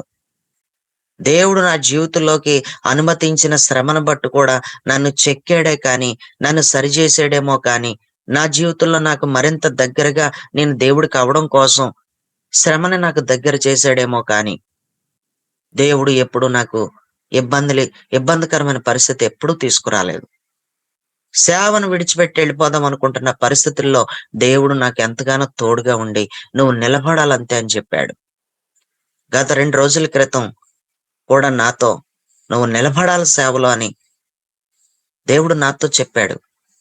కొన్ని ప్రతికూల పరిస్థితులు కుదిపేస్తా ఉంటున్నా కానీ, ఒక ప్రక్కన దేవుడు నన్ను "నువ్వు నిలబడాల్సిందే" అని చెప్పాడు నాతో. ఎంతో తోడుగా ఉంటున్నాడు. ఎంతగా దేవుడి సన్నిధి నాతో ఎందుకుందంటే, దేవుడు దృష్టి నా మీద ఉండే విధంగా నేను ఒకరిని బలపరుచుకుంటూనే వచ్చాను. ఒకరిని కట్టుకుంటూనే వచ్చాను. ఒకరినెప్పుడు నేను పాడు చేయలేదే. ఒక సంఘానికి చెందిన వ్యక్తుల్ని నేను లాగేసుకోలేదే. మీ దైవజనులలో మీ దైవజనులకి ఎంతో మందికి తెలియకపోవచ్చు. మీ దైవజనులలో చాలా మందికి నా మనసు ఏంటో, నా మైండ్ సెట్ ఏంటో, నా విధానం ఏంటో తెలియకపోవచ్చు. ఎందుకంటే చాలా మంది సేవకులు ఒక సంఘాన్ని పాడు చేసే విధానంగాను, లేకపోతే పక్కకే లాగేసుకొని సంఘం పెట్టేసేవాళ్ళు. ఏయో మాటలు చెప్పి ఒక సేవకుడి మీద బురద జల్లి మరొక వ్యక్తిని లాక్కునే వాళ్ళని ఎంతో మంది ఉన్నారు కాబట్టి, మంచి సేవకుల మీద వాళ్ళకి నమ్మకం పోయింది కాబట్టి కొంచెం భయపడటం అనేది కామనే. కొంచెం భయపడతారు. కానీ మీరు చెప్పుకోవాలి. లేదు లేదండి, ఇలా పెందలకడ ప్రార్థన ప్రోగ్రాం జరుగుతుంది. మీరు వచ్చి చూడండి. మనం అందరికిలాగా అందరూ ఏదో ఉన్నారని ఆయన్ని అనుకోకూడదండి. ఆయన్ని అపార్థం చేసేసుకోకూడదు. ఆయన ఈ విధంగా నడిపిస్తున్నాడంటే ఏదో ఆశించి కాదండి. నిజంగా చక్కగా ఆత్మీయత కనపడుతుంది. దేవుని యొక్క స్వభావం అక్కడ కనపడుతుంది అని మీరు చెప్పుకుంటంలో కూడా ఉంటది. కొంతమందండి స్టేటస్ పెట్టడానికి భయపడిపోతున్నారు. మా పాస్టర్ గారు తిట్టేస్తాడు. ఆ పాస్టర్ గారు తిట్టేస్తాడు. పెందలకడ ప్రార్థన పోస్టరు నువ్వు స్టేటస్ పెడతాకే అంత భయపడతాను. మరి నీకులాగా నేను భయపడలేదు మరి. నువ్వు నా ఎదుట కనపడకపోయినా, మరి నిన్ను ఆత్మీయంగా కట్టే విషయంలో మాత్రం వెనకబడలేదు మరి. నీకు ఫోన్ చేసే విషయంలో వెనకబడలేదు మరి. నిన్ను లేపే విషయంలో నేను వెనకబడలేదు మరి. ఒక పోస్టర్ స్టేటస్ పెడతాక వణుకుపోతున్నావు మరి. ఆళ్ళ కింద బానిస అయిపోయావు ఏటో మరి. నీకేమైనా ఇత్తన్నారో ఏటో మరి. ఆళ్ళ కింద బానిస అయిపోయావు. చూసావా? నీకు నాకు ఉన్న తేడా అదే. నీకు నాకు ఉన్న తేడా అదే. నువ్వు భయపడుతున్నావు. అంటే నువ్వు దేవుడి ముఖం చూడట్లేదు. నువ్వు దేవుడి కోసం ఆలోచించట్లేదు. నీకు నాకు ఉన్న తేడా అదే. ఒక స్టేటస్ పెట్టడానికి వణుకొచ్చేస్తుంది నీకేమంటాడో. ఆ స్టేటస్ పెట్టు. స్టేటస్ పెట్టినప్పుడే ఎవరో, ఏంటి, ఎందుకు పెట్టావు అని అడుగుతాడు. అడిగినప్పుడు చెప్పు. నువ్వెళ్ళి డైరెక్ట్‌గా ఎళ్లి చెప్పక్కర్లేదు. స్టేటస్ పెట్టినప్పుడు చూస్తాడు. నీ పాస్టర్ గారు చూస్తాడు. చూసి, "ఇదెవరిదమ్మా స్టేటస్ పెట్టావు? ఏటి పెందలకడ ప్రార్థనేటి? ఇదెవరో? ఇలాంటివి పెట్టకూడదమ్మా. ఇలాగే వత్తారు. ఇలాగే వచ్చి చెడగొడతా ఉంటారు. ఇలాంటివి పెట్టకూడదు. మనకు జరుగుతున్నాయి కదా ప్రార్థనలు. మనకు జరగట్లేదని ఎలా అంటామని పాస్టర్ గారండి? జరుగుతున్నాయండి. శుక్రవారం జరుగుతున్నాయి. అవసరమైతే మధ్య మధ్యలో జరుగుతున్నాయి. కానీ 2:40కి జరుగుతలేదు. జరగటం లేదు కదండీ! 2:40కి పెట్టండి అయితేని. ఆ 2:40కి స్టార్ట్ చేసి 3కి తెల్లారుజామున ప్రార్థనెడితే, "ఎళ్ళిపోండమ్మా. ఆ పాస్టర్ గారిని పట్టుకోండి, వెళ్ళిపోండి. ఎందుకు? ఆయన స్టార్ట్ చేసినప్పుడు ఆయన దగ్గరికే వెళ్ళాలి, తప్పు కదా. కానీ ఈ టైంలో మీరు పెట్టట్లేదు కదండి. ఈ పెందలకాడ ప్రార్థన టైం చూస్తున్నారా? పోస్టర్ చూసిన మీరు, అమ్మా ఎందుకు, మనకి జరుగుతున్నాయి కదా, అలా వెళ్ళకూడదు అని అంటారు. ఎందుకంటారంటే, నా వైపుకి పూర్తిగా ఎక్కడ తిరిగిపోతావా అని, వాళ్ళకి ఇవ్వాల్సింది ఏదైనా నాకెక్కడిచ్చేస్తావా అని. ఇంతకు మించిన భయం ఏదీ ఉండదు. కానీ వాళ్ళకి తెలియదు నువ్వేమి ఇవ్వవని. అది నీ చెయ్యి ఇచ్చే చెయ్యి కాదని వాళ్ళకి తెలియదు కదా. నువ్వు ఇచ్చే చెయ్యి కాదని వాళ్ళకి తెలియదు కదా. నువ్వేదో ఇచ్చేస్తున్నావని, నువ్వేదో నా తట్టు తిరిగిపోతున్నావని, నీ ఆస్తంతా కూడా నా పేరు మీదకి రాసేస్తావేమోనని, ఏదో ఎన్నో రకాల భయాలుంటాయి. ఓపెన్ గా చెప్తున్నాను నేను. కానీ అలా ఏం కాదండి. మనం మన మందిరాన్ని వదిలేసేనా, మన ప్రార్థనలు వదిలేసేనా, ఆదివారాలు వదిలేసి అక్కడికి వెళ్ళిపోయేనా గాడాలా? వెళ్ళిపోలేదు కదండి. తెల్లవారుజామున పెట్టే టైంలో ఆ టైంలో మనకు జరుగుతుందా? జరగడం లేదు కదండి. మీరు పెడతానంటే పెట్టండి, అందులో మానేస్తాను అని చెప్పి చూడు. ఒక మాట రాదు ఇంకా ఆయనకి నోట. మీరు పెట్టండి, 3ంటికి పెట్టండి. పాస్టర్ గారు దాందే ఉంది, మీరు కూడా స్టార్ట్ చేయండి, పెందలకాడ ప్రార్థన పెట్టండి మీరును అన్నాను. పెడతాడేమో చూస్తాను. పెట్టడం ఇంకా, ఇంకా మాట ఎత్తడం ఇంకా. ఈ మాటలు వింటున్న ప్రియులరా, నువ్వు చెప్పుకుంటంలో కూడా ఉంటది. నువ్వు చెప్పుకోవడానికి కూడా నువ్వే ద్వారం తెరుచుకో. స్టేటస్ పెట్టి అడుగుతాడు, ఖచ్చితంగా అడుగుతాడు. అడిగినప్పుడు చెప్పు, తప్పే ఉందని. Praise the lord. దేవుని యొక్క దూత, దేవుని యొక్క మేఘం నీ ఎదుట నుండి నీ వెనుకకు వెళ్ళడం అంటే చాలా ఆశ్చర్యపోయే విషయమే ఇది. కొంచెం ఆశ్చర్యంగా కనిపిస్తున్న వచనం ఇది. దేవుడు నీకు విడుదల ఇచ్చేస్తున్నాడంటే, దేవుడి దృష్టి ఎంత అద్భుతంగా ఉంటే నీకు విడుదల ఇచ్చేస్తున్నాడు. దేవుని దృష్టి నీ పైన ఎంత ఉన్నతంగా ఉంటే నీ ఎదుట నుండి నీ వెనకకు వెళుతున్నాడు దేవుడు. అది బాగా ఆలోచించుకో ప్రియులరా. దేవుని యొక్క కార్యం ఒక సమూహంలో జరగాలంటే, ఆ సమూహం ఏం చేస్తే జరుగుతుంది అంటే, ఒక వాక్య భాగం చదవండి ఎవరైనా. లూకా సువార్త 1వ అధ్యాయం 10వ వచనం చదవండి. లూకా సువార్త 1వ అధ్యాయం 10వ వచనం. హల్లెలూయా. పడుకున్నారా? లూకా సువార్త 1వ అధ్యాయం 10వ వచనం. ధూప సమయమందు ప్రజల సమూహమంతయు వెలుపల ప్రార్థన చేయుచుండగా. అమ్మ నా మాట వినబడుతుందా మీకు?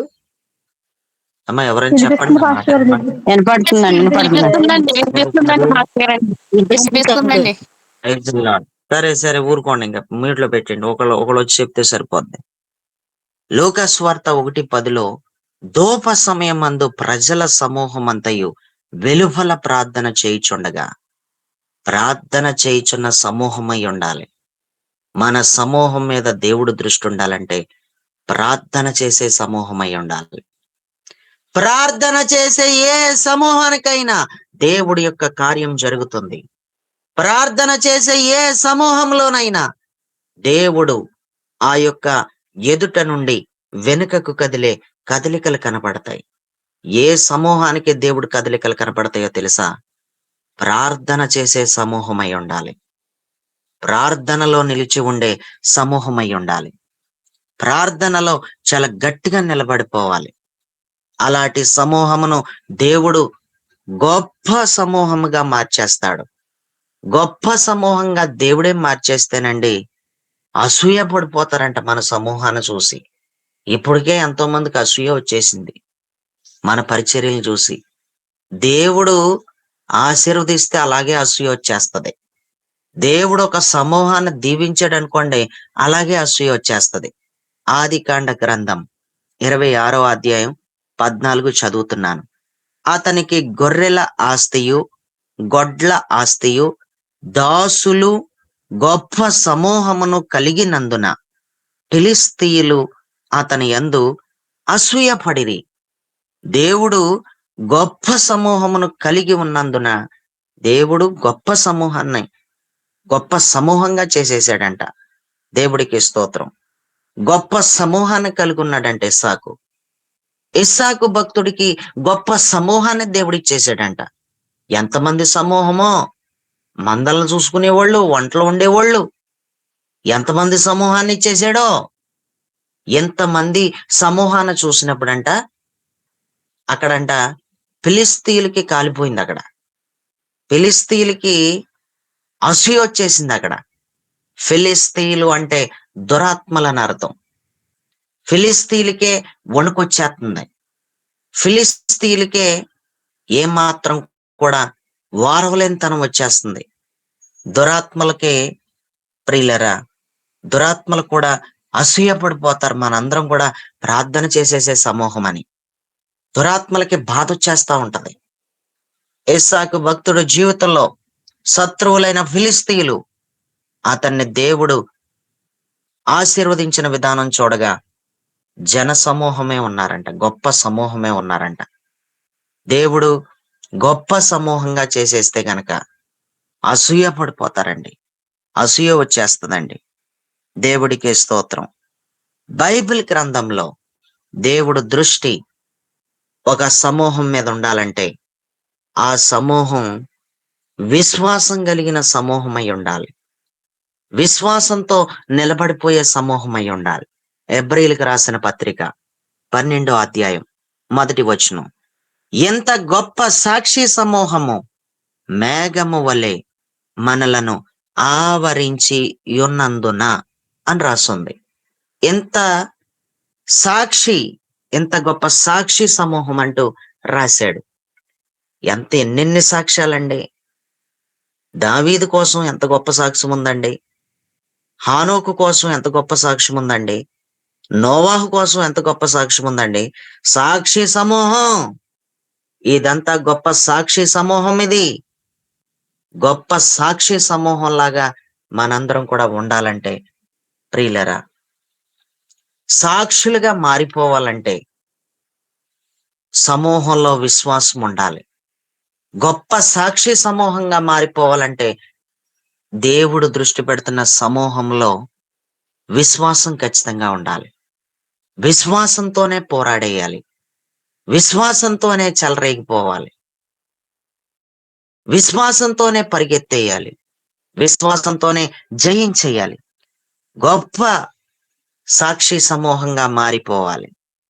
పరిశుద్ధ గ్రంథంలో మనం గనక మరొక వాక్య భాగాన్ని చూస్తే లూకా సువార్త 9:11, లూకా సువార్త 9:11లో జన సమూహములు అది తెలుసుకొని ఆయనను వెంబడింపగా ఆయన వారిని చేర్చుకొని దేవుని రాజ్యమును గూర్చి వారితో మాట్లాడుచు స్వస్థత కావలసిన వారిని స్వస్థపరిచెను అని రాసుంది. జన సమూహములు తెలుసుకున్నారంట. దేవుణ్ణి తెలుసుకునే సమూహమై ఉండాలి మన సమూహం. యేసు ప్రభుని లోతుగా తెలుసుకోవాలి, వాక్యాన్ని లోతుగా ధ్యానం చేసేయాలి. లోతుల్లోకి వెళ్ళిపోయే సమూహం అయితే మన సమూహంలో స్వస్థతలు జరుగుతాయి, అద్భుతాలు జరుగుతాయి. దేవుని చేత చేర్చుకోబడతావు. దేవుడే నిన్ను చేర్చుకోవాలంటే నీవు నిశ్చయముగా దేవుడు కోసం లోతుగా తెలుసుకునే సమూహంలో స్థిరపడి ఉండాలి. దేవునిని గూర్చి ఇప్పటికే మీలో ఎంతో మంది కొంచెం లోతుగానే తెలుసుకుంటున్నారు, వాక్యాన్ని కూడా ఆత్మీయ లోతుల్లోకి వెళుతున్నారు. ఈ లోతుల్లోకి వెళుతున్న ఈ సమూహమును దేవుడు చేర్చుకోకుండా ఉంటాడా? ఈ సమూహంలో ఉన్న నిన్ను చేర్చుకోకుండా ఉంటాడా? నీ దరిద్రాన్ని తీసేయకుండా ఉంటాడా? నీ శాపాన్ని విరగొట్టకుండా ఉంటాడా? నీకు స్వస్థత ఇవ్వకుండా ఉంటాడా? దేవుడు ఈ సమూహమును అంతగా దీవిస్తున్నాడు. ఈ సమూహములో స్వస్థతలు జరుగుతాయి. ఈ సమూహంలో మనసులు బాగోలేని ప్రతి ఒక్కరికి దేవుడు బాగుపడే కార్యం చేసేస్తాడు. దేవుడికి స్తోత్రం. పరిశుద్ధ గ్రంథంలో మనం చూడగలిగితే మత్తయి సువార్త 15వ అధ్యాయం 36వ వచనం.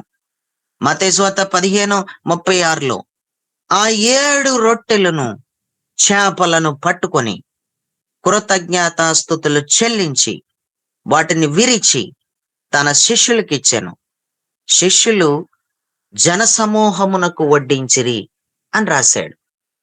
దేవుడే వడ్డించే సమూహమై ఉండాలి మన జన సమూహం. దేవుడే మనకి వడ్డించాలి. దేవుడే గనక వడ్డిస్తే కరెక్ట్ గా వడ్డిస్తాడు, మనకి చాలా అద్భుతంగా వడ్డిస్తాడు. వడ్డించే విధానాల్లో ఎలాంటి ఇబ్బందులు లేకుండా వడ్డిస్తాడు. కొన్ని భోజనాల్లో చూడండి, సరిగ్గా వడ్డించరు. మంచినీళ్ళు పెడతాడేమో కానీ తర్వాత తీసుకురావాల్సిన ఐటెం తీసుకురాడు. ఏది ఎప్పుడు వడ్డించాలో అదే వడ్డించాలి. దేవుడికి స్తోత్రం. ఇప్పుడు భోజనాలు పెడుతున్నారు అనుకోండి, నువ్వు కూర్చున్నావు, వడ్డించేవాడు మొదట నీకు ఆకు వేసిన తర్వాత కంచం నీ దగ్గర పెట్టిన తర్వాత మరి పెరుగు బకెట్తో తిరిగేస్తున్నాడు అనుకోండి, ఎలాగుంటది అసలు? ఏమంటారండి? సి అంటారు.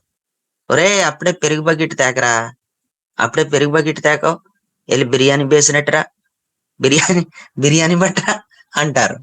వడ్డించడం కూడా తెలియాలి. ఏది వడ్డించాలో ఫస్ట్ అదే వడ్డించాలి. అప్పుడే పెరుగు బకెట్ ఎందుకు వీడికి? అప్పుడే పెరుగు బకెట్ ఎందుకు? అప్పుడే రైస్ వేసినట్టు ఎంత కట్టుకొచ్చేస్తున్నాడు? బిర్యానీ బట్టి రావాలి ఫస్ట్, అది బట్టి రావట్లేదు వీడు. వడ్డించడం కూడా తెలియాలి. యేసు ప్రభు వారు చక్కగా వడ్డిస్తాడు. ఎప్పుడు ఏ యొక్క వాక్యం అవసరమో ఆ వాక్యం వడ్డిస్తాడు మనకి. దేవుడు దృష్టి ఏ సమూహం మీద అయితే ఉంటుందో ఆ సమూహానికి ఏది వడ్డించాలో ఆయన వడ్డిస్తున్నాడు. దేవుడు వడ్డించేస్తున్నాడు అంతే. దేవుడికి స్తోత్రం. సమూహంలో నిశ్చయంగా ఆహారం పెట్టేస్తున్నాడు ఆయన సమూహానికి. ఇంకొక వాక్య భాగాన్ని కూడా చదివితే మత్తయి సువార్త 9వ అధ్యాయం 36వ వచనాన్ని గనుక చదివితే, ఆయన సమూహములను చూచి వారు కాపరి లేని గొర్రెల వలె విసికి చెదరి ఉన్నందున వారి మీద కనికరపడి అని రాస్తుంది. ఆయన సమూహములను చూసేసాడంట. ఆయన చూసినటువంటి సమూహం కాపరి లేకుండా ఉన్నారట. కాపరి లేకుండా ఉన్న సమూహం మీద ఆయన ఏం చేసాడంటే నిజంగానే కనికరపడ్డాడు. ఎన్ని సమూహాలు ఉన్నాయో, ఎంతమందికి కాపరి ఉండడం లేదో, ఎంతమందికి నాయకుడు ఉండడం లేదో, ఎంతో మంది నాయకుడు లేకుండానే సేవ చేసేస్తారు, నాయకుడు లేకుండానే భక్తి జీవితాన్ని కొనసాగించేస్తారు. విశ్వాసులు అలాగే ఉన్నారు, దైవజనులు కూడా అలాగే ఉన్నారు. ఒక నాయకుడు లేడు. ఈరోజు ఎంత సేవ చేస్తున్నా నాకు నా పైన ఒక నాయకుడు ఉన్నాడు. ఆ నాయకుడికే నా యొక్క దశమ భాగాలు తీసుకుని వెళ్ళిస్తాను నేను. ఆయనకి మరల పైన నాయకుడు ఉన్నాడు, ఆయనకి మరల పైన నాయకుడు ఉన్నాడు.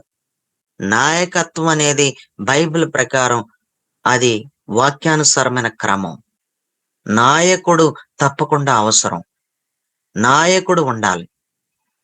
మా నాయకురాలే ఎన్నోసార్లు గూగుల్ మీట్ లోకి వచ్చి ఆరాధన చేసిన రోజులు మీకు ఉన్నాయి. మా నాయకురాలు వచ్చి ఇందులో పాలు పంపులు పొందింది. వరప్రవర్తిని గారని ఎంతమంది వినలేదు? విన్నారమ్మా? అమ్మా విన్నారా? ఎప్పుడైనా చూసారా ఇందులోకి వచ్చి ఆరాధన చేయడం? విన్నాం అయ్యగారు, విన్నాం. ఎవరు మరి? మా నాయకురాలు ఆవిడ, వరప్రవర్తిని అమ్మగారని. నిశ్చయంగా ఈ మాట మీకు ఎందుకు చెప్తున్నానంటే, నాయకులే వచ్చి ఇందులో పాలు పంపులు పొందారంటే ఈ సమూహం మీద ఎంత కనికరపడ్డాడో దేవుడు. ఈ చిన్న సమూహం మీద ఎంత కనికరపడ్డాడో. ఈ చిన్న సమూహమును చూసి దేవుడు ఎంతమందిని రెచ్చగొట్టాడో, ఎంతమందిలో ఒక ప్రోత్సాహాన్ని తీసుకొచ్చేసాడో. ఈ మాటలు మీకు ఎందుకు చెప్తున్నానంటే, ఈ సమూహం మీద దేవుడు కనికరపడ్డాడు. మనలో ప్రతి ఒక్కరికి దేవుడు కనికరపడే సమూహం అయి ఉండాలి. ఈ సమూహం మీద దేవుడు కనికరం ఉంది. ఈ సమూహానికి ఎదుట నుండి వెనకకు కదిలే దోతల పరిచర్య ఉంది. ఈ సమూహానికి ఎదుట నిలబడుతున్న మేఘ స్తంభము నిశ్చయముగా వెనుకకు వెళ్లి ఆవరించే మేఘస్తంభముగా ఉంది. మరొక వాక్య భాగాన్ని చదువుకుంటే సమూయేలు మొదటి గ్రంథం 10వ అధ్యాయం 10వ వచనానికి చదువుకుంటే గనక, వారు ఆ కొండ దగ్గరకు వచ్చినప్పుడు, మ్యూట్లో పెట్టేసుకోమ్మా, నువ్వు మ్యూట్లో పెట్టేసుకో. వారు ఆ కొండ దగ్గరకు వచ్చినప్పుడు ప్రవక్తల సమూహము అతనికి ఎదురుపడగా దేవుని ఆత్మ దేవుని ఆత్మ బలముగా అతని మీదకి వచ్చెను అని రాస్తుంది. ప్రవక్తల సమూహం ఎదురు పడిందంట. ప్రవక్తల సమూహం ఎదురు వచ్చినప్పుడంట, ప్రవక్తల సమూహం అతనికి ఎదురుగా ఎప్పుడైతే వచ్చిందో దేవుడు ఆత్మ వచ్చేసిందంట. మన సమూహం ఎలాగుండాలంటే, ఒక వ్యక్తి మీదకి దేవుని యొక్క ఆత్మ దిగి వచ్చే విధంగా మన సమూహం ప్రవక్తల సమూహం. ఈ సమూహాన్ని దేవుడు ప్రవక్తల సమూహముగా స్థిరపరచబోతున్నాడు. ఈ సమూహమును దేవుడు నిశ్చయముగాని ప్రవక్తల అభిషేకం ఇచ్చి ప్రవక్తల సమూహముగా ఈ సమూహమును దీవించబోతున్నాడు. ప్రవక్తల సమూహం ఎదురుపడినప్పుడు సౌలు మీదకి పరిశుద్ధాత్మ దిగొచ్చింది. ప్రవక్తల సమూహం ఎదురొచ్చినప్పుడు అతనికి క్రొత్త మనసు వచ్చేసింది. అతని జీవితం క్రొత్తగా మారిపోయింది. ఈ సమూహంలోనికి చేర్చబడిన ప్రతి ఒక్క వ్యక్తి జీవితంలో, ఈ సమూహాన్ని ఎదుర్కొంటున్న ప్రతి ఒక్క వ్యక్తి ఆత్మ బలంతో నింపబడాలి. పరిశుద్ధాత్మ శక్తితో నింపబడేటంత సారం ఈ సమూహములో దేవుడు పెట్టి ఉన్నాడు. ఇది ప్రవక్తల సమూహం. ఇది మన సత్య దేవుని మహిమ మినిస్ట్రీస్ లో ఉన్న ఈ సమూహము, ఈ చిన్న సమూహం ప్రవక్తల సమూహం అయిపోతుంది. ప్రవక్తల సమూహంగా స్థిరపడుతుంది. ఈ ప్రవక్తల సమూహంలోనికి ఎవరు ఎదుర్కొంటున్నా సరే ఆత్మ వచ్చేస్తుంది స్పాట్ లో వాళ్ళ మీదకి. దేవుని యొక్క కదలికలు వాళ్ళలో కనపడిపోతాయి. వాళ్ళ మనస్సులలో ఏదో జరిగిపోద్దంతే. ఈ సమూహంలో అలాంటి ప్రవక్తల అభిషేకం ఉంటుంది. దేవుడికి స్తోత్రం. పరిశుద్ధ గ్రంథంలో నుంచి ఇంకా మనం చదువుకుంటే అనేకమైన వచనాలు మనకి కనిపిస్తాయి. దేవుడి మీద తిరుగుబాటు చేసే సమూహంగా ఉండకూడదండి మన సమూహం ఎప్పుడు కూడా. పరిశుద్ధ గ్రంథంలో మనం చదివితే కనుక సంఖ్యాకాండ గ్రంథం 16:6 చదివితే, ఇలాగ చేయుడి, కోరాహును అతని సమస్త సమూహమునైన మేరును ధూపార్తులను తీసుకుని వాటిలో అగ్ని ఉంచి రేపు యెహోవా సన్నిధిని వాటి మీద ధూపద్రవ్యమును వేయండి అన్నాడు. సంఖ్యాకాండం 26:9 చదివితే, కోరాహు తన సమూహముతో పేరు పొందినవాడు, తన సమూహంలో పేరు పొందినవాడు. అతని సమాజము యెహోవాకు విరోధంగా వాదించినప్పుడు, సమాజంలో మోషే అహరోనులకు విరోధంగా వాదించిన దాతాను అభిరాములు వీరు అంటూ రాశాడు. దేవుడికి విరోధంగా నిలబడే సమూహంగా ఉండకూడదు మన సమూహం. దేవుడికి విరుద్ధంగా మాట్లాడే సమూహంగా ఉండకూడదు. ఈ సమూహంలో దేవుడికి విరుద్ధంగా మాట్లాడే వాళ్ళు ఉండకూడదు. దేవుడికి వ్యతిరేకంగా మాట్లాడే వాళ్ళు అస్సలు ఉండకూడదు. కాబట్టి ఈ మాటలు వింటున్నటువంటి ప్రియులరా, నేను ముగిస్తున్నాను. ఈరోజు మన వాక్యాంశం సమూహం. అసలు మన సమూహం దేవుడు కనికరపడే సమూహమేనా? అసలు మన సమూహానికి దేవుడు దూత, అదే విధంగా మేఘం మన ఎదుట నుండి వెనుకకు వెళ్లే విధానాలు ఏమైనా కనిపిస్తున్నాయా? మన సమూహం మీద అలాంటి కృప ఉందా? మన సమూహం మీద దేవుడు మన సమూహానికి ఏమైనా వడ్డిస్తున్నాడా? దేవుడు మన సమూహమును నిజంగా ప్రవక్తల సమూహంగానే స్థిరపరచడానికి సిద్ధంగానే ఉన్నాడా?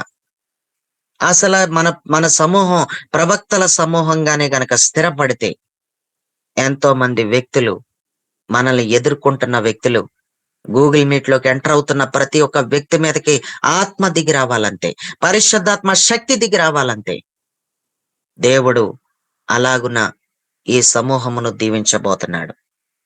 ఈ మాటలు వింటున్నటువంటి ప్రియులరా, దేవుడు దృష్టి ఈ చిన్న సమూహం మీద ఉందా లేదా అనేది కొంచెం ఆలోచించవలసిన విషయమే.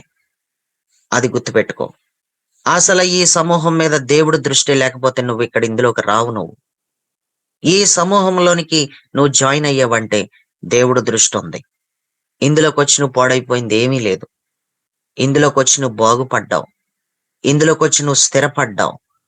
ఎందుకు స్థిరపడ్డావంటే ఈ సమూహం మీద దేవుడు దృష్టి ఉంది కాబట్టి. దేవుడు దృష్టి లేని సమూహాల్లోకి వెళ్ళకో. దేవుడు దృష్టి లేని సమూహాల్లోకి నువ్వేమాత్రం వెళ్ళకో. అందులోకి వెళ్ళినా నీ ఆత్మీయతకి నష్టం జరుగుతుంది. దేవుడు దృష్టి ఉన్న సమూహంలో ఉండు. అలా ఉంటే నీకు జీవం వస్తుంది, నీకు ఆశీర్వాదం కలుగుతుంది, నీకు మేలు కలుగుతుంది. దేవుడికి స్తోత్రం. యవనస్తుల సమూహ సహవాసం అనేటువంటి పేరు యవనస్తుల గూగుల్ మీట్ విషయంలో పెట్టడానికి గల కారణం ప్రాముఖ్యంగా సమూహం. దేవుడు కోరుకునే సమూహం కావాలి దేవుడికి. దేవుడు ఒక సమూహాన్ని కోరుకుంటున్నాడు. అది ప్రవక్తల సమూహమై ఉండాలని, ఆయన కనికరపడే సమూహమై ఉండాలని, ఆయన ఆహారం వడ్డించే సమూహమై ఉండాలని, ఆయన దూత ఎదుట నుండి వెనుకకు వెళ్ళే సమూహమై ఉండాలని దేవుడు కోరుకున్నాడు. దేవుడికి ఒక సమూహం కావాలండి. ఈ సమూహంలో నువ్వు స్థిరపడి, ఈ చిన్న సమూహంలో నువ్వు బలపడి అనేక మందిని ఈ చిన్న సమూహంలోకి తీసుకురా. ఇది ఒక చిన్న సమూహం, ఇది పెద్ద సమూహం కాదు. మంది జస్ట్ చాలా చిన్న సమూహం మంది. ఈ మినిస్ట్రీలో ఇది చిన్న సమూహం. ఈ చిన్న సమూహంలో నిలబడు. ఈ చిన్న సమూహంలో స్థిరపడు. ఈ చిన్న సమూహం ద్వారా నిశ్చయముగా నువ్వు దీవించబడు. ఈ చిన్న సమూహం ద్వారా దేవుడు సహాయం పొందుకో. ఈ చిన్న సమూహం ద్వారా దేవుడు దృష్టి పెట్టిన ఈ చిన్న సమూహం ద్వారా విడుదల పొందుకో. ఐగుప్తులోంచి బయటికి రా, విడుదల పొందుకో. ఈ చిన్న సమూహంలో ఆశ్చర్యకార్యాలు చూడు, స్వస్థతలు చూడు. దేవుడు చేర్చుకుంటాడు నిన్ను. ఈ చిన్న సమూహంలో దేవుడు నిన్ను చేర్చుకుంటాడు. తిరుగుబాటు చేసే సమూహం కాదు ఇది. ఈ సమూహంలో తిరుగుబాట్లు ఉండకూడదు. దేవుడికి విరుద్ధంగా గాని దైవజనుడికి విరుద్ధంగా మాట్లాడే విధానాలు ఉండకూడదు ఇందులో. ఈ చిన్న సమూహం మీద దేవుడి దృష్టి అలాగే ఉండాలి. దేవుడికి స్తోత్రం. కాబట్టి దేవుడు దృష్టి ఏ సమూహం మీద అయితే ఉంటుందో దేవుడు దూత ఎదుట నుండి వెనుకకు వెళుతుంది. దేవుడు మేఘం ఎదుట నుండి వెనుకకెళ్ళి కూడా ఆవరిస్తుంది. ఈ చిన్న సమూహంలో ఇది దేవుడు దృష్టి పెట్టిన సమూహం. ఇది ఇందులో స్థిరపడి బలపడి నీ ఎదుట కాదు, దేవుడు నీ వెనుక కూడా ఆవరించినట్లుగా నువ్వు దేవుడు సన్నిధిని నువ్వు కలిగి ఉండాలని దేవుడు కోరుకున్నాడు. దేవుడు ఈ కొద్ది మాటల్ని దీవెనకరంగా ఆశీర్వాదకరంగా మార్చును గాక. Amen. Amen. Praise the lord.